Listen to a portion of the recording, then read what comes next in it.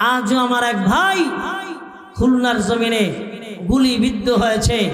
এরে জালেমের বাচ্চারা, তোরা ভাইকে গুলিবিদ্ধ করেছ। একজন মুমিনের মাথায় কোনো মুমিন গুলি করতে পারে না। যদি সে মুমিন হয় ইসলাম থেকে খারেজ হয়ে যায়। যদি সে মুমিন হয় কোনো ভাইয়ের মাথায় গুলি করতে পারে না।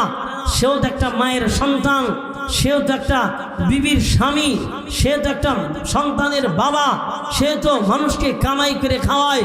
কেমন করে মানুষগুলির মাথায় গুলি করো?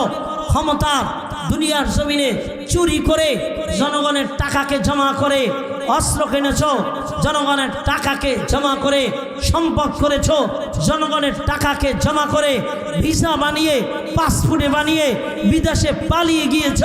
ক্ষমতার ভরাই করো, জমিনে নিজেকে ছোট মনে করো না।